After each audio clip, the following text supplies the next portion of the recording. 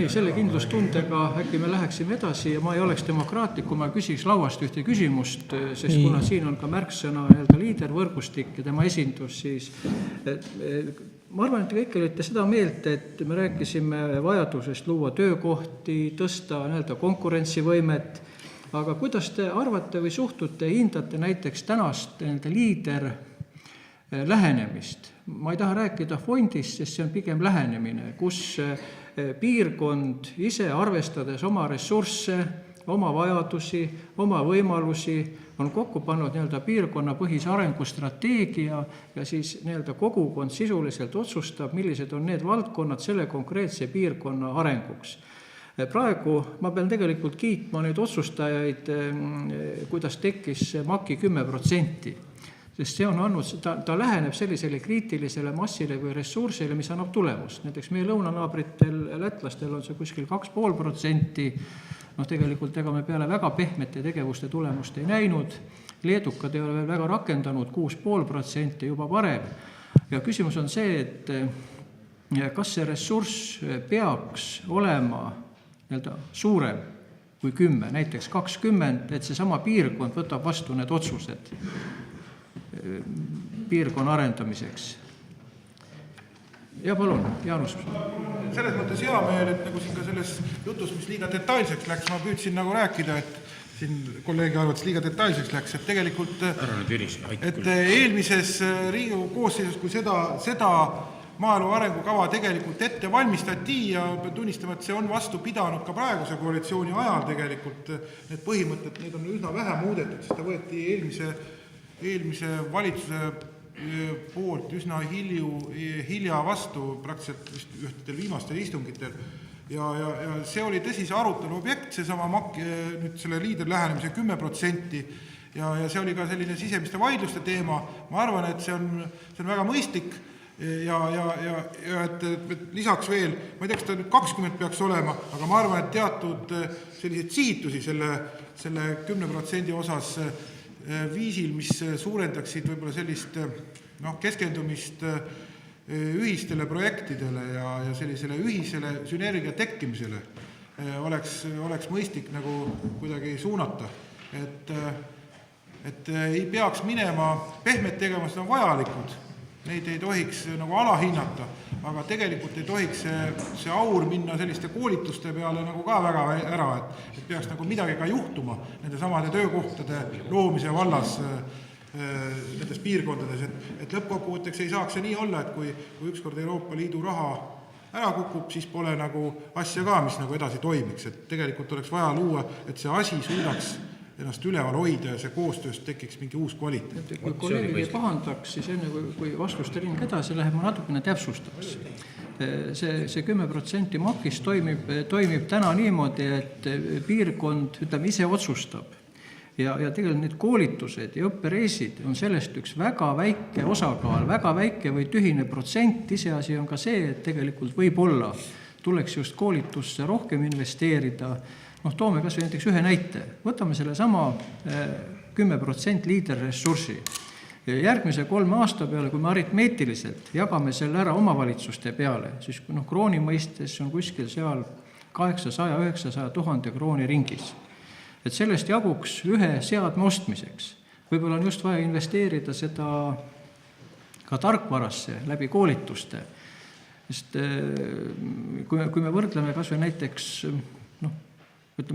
mõjusust, siis näiteks võtame võrdluseks üks töökoda saab endale ühe instrumendi või seadme, võib-olla tekib üks töökoht, aga näiteks praktilise meie näite põhjal koolitus, mille eelarve oli 100 000 krooni kopikatega, tõi lauale 15 käima minevat projekti.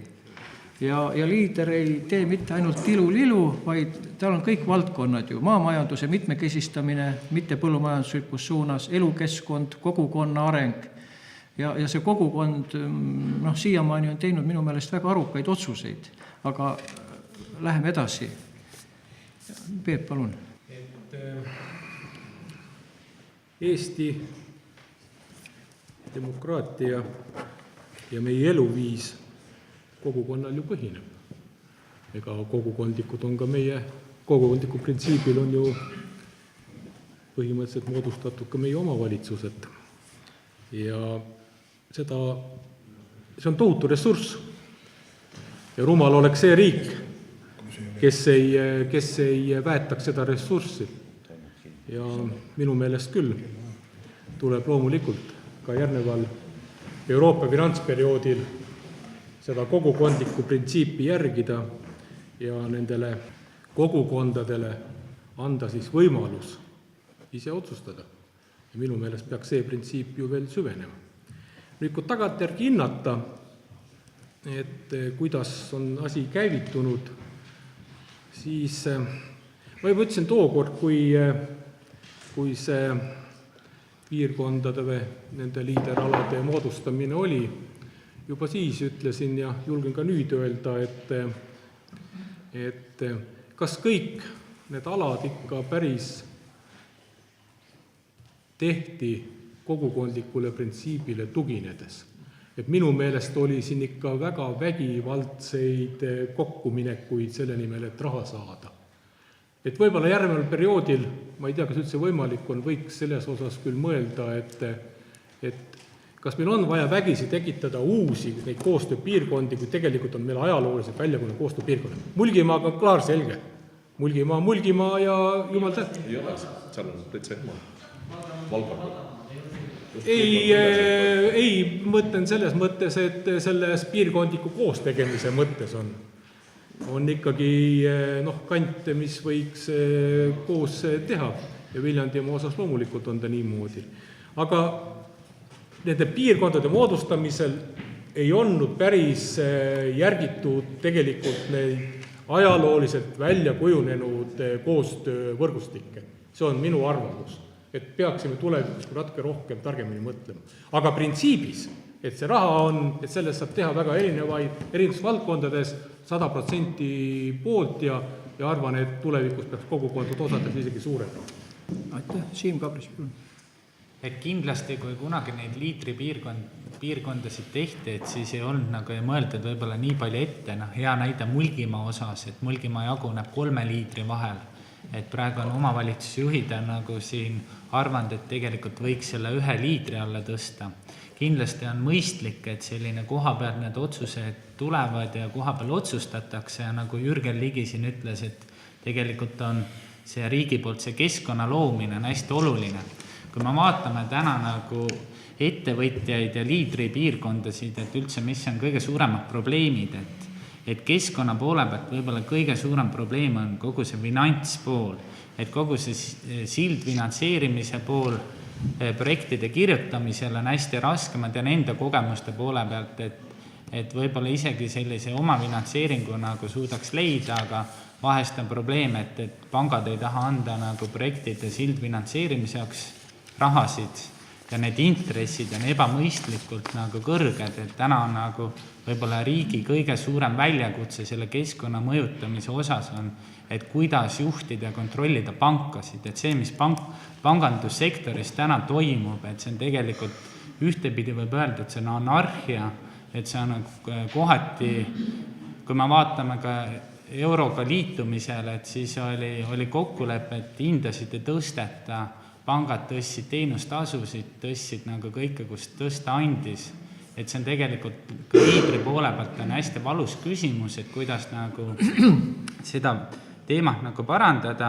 Teine pool, mis on kriisi tagajärjel juhtunud ka ettevõtluses, et kui me vaatame Eesti ettevõtete omakapitali, siis tegelikult tänu sellele kriisile on see omakapital on ära sulanud ja selle tõttu ka tihti nende oma finantseeringute leidmisel on väga suured probleemid.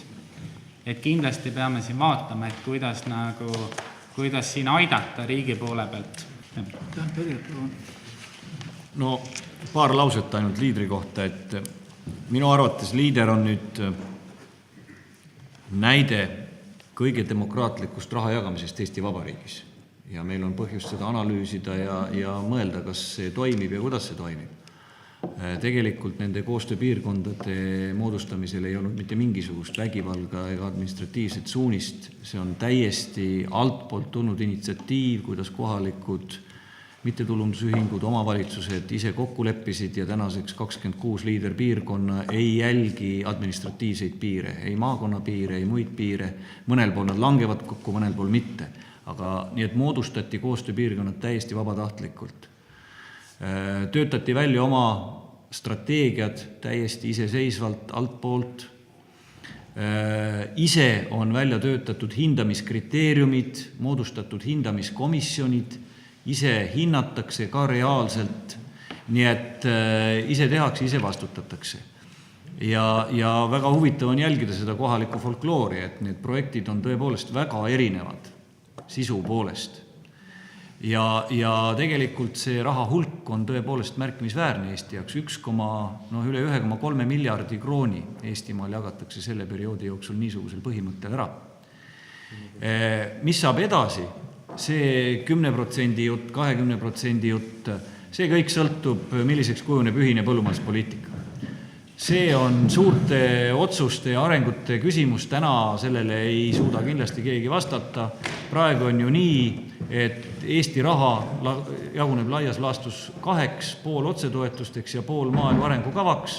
Vanades liikmesriikides on ta näiteks 90 ja 90 otsetoetusteks ja ainult 10 maaelu arengukavaks.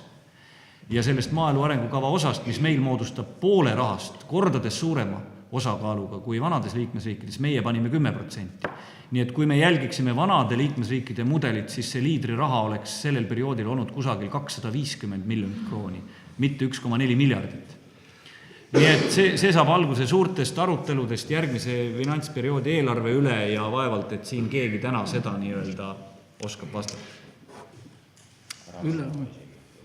Mina tahtsin lihtsalt öelda seda, et ma ei pretendeeri maaelu tundmisele, aga kuulsin siin küll seda, et minu arust oli siin liiderprogrammi juures kõige paremini tuli välja, et just see lähenemisprintsiip, mis võib-olla viibki seda elu edasi, et siin on see alt tulnud initsiatiiv kui ka koostöö erinevate valdkondade vahel ja just läbi selle tekib see loovus ja loovidee.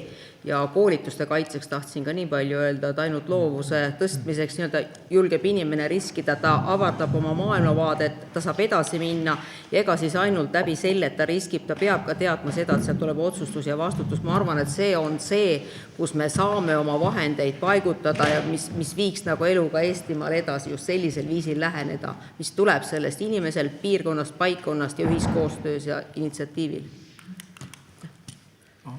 Palun, liidriprogrammist, liiderdamisest. 1,4 miljardit krooni on riik pandud, et rahvas saaks liiderdada. Hästi investeeritud raha. Väga hästi investeeritud raha. Selles mõttes, kui me nüüd kõik, ja kui teie ka koos minuga mõtleksite natuke suurelt, ja härrad ministrid mõtleksid ka natuke suurelt. See on väga hästi investeeritud raha selleks, et lõpuks ometi viia läbi haldusreform Eestis. Me oleme 10 aastat kurtnud ja te olete kuulnud 10 aastat kurtmist, kuidas oleks vaja seda haldusreformi teha. Kuidas meil vallad on nõrgad ja ei tule toime üksinda, et vallad peaksid liituma, et olla tugevamad. Ja on proovitud ülevalt alla ja alt üles neid liita ja ole toiminud, sellepärast, et pole olnud seda ühist huvi ja baasi. Ometigi on üks koht, kus 26 gruppi valdasid on kokku saanud, ühist identiteeti otsinud, ühist tulevikku planeerinud koos. Ja sellesama tuleviku planeerimise koha pealt, sellesama soovi koha pealt, sellesama ühise identiteedi põhjalt oleks kõige mõistlikum edasi minna. Seda koostööd tihendada, süvendada, kuni meil tekikski ühel hetkel 26 tugevat, väga tugeval identiteedi põhisel alusel, väga tugeval koostöötahtel tekkinud omavalitsus, mis suudavad ka seda kohalikku elu korraldada edasi viia. Nii et mõelge suurelt, see on väga hästi investeeritud raha ja riik peab siia raha juurde panema ja seda asja vaikselt edasi lükkama alt üles, initsiatiivi toetama, kuni sellest kasv lõpuks see sama haldusreform ja tugevad vallad. Miks sa kuri oli 1,4 miljardit kroonides, et mis siis nüüd just rõhutati, et see ei ole halduspiiridega üldse seotud. See on väga hea, kui see... Ma ütlen, et see on asjata mure, et ta ei ole ajalooliselt. See on asjata mure, et ta ei olegi mure, miks sa kuri see on alt üles initsiatiivil ja selle samal ühise identiteedi põhjal tekkinud. Aga mille peale sa kuri on? Ma olen väga hea meel. Aga lihtsalt mõtled. Ma olen kurjad venelane, kes ütlevad, et me peame mingit haldusreformi tegema Tallinnas kaarte joonistama. kuskil vana oblasti piiri järgi. mina tahtsin suurelt mõelda, aga ma ikka ei oska.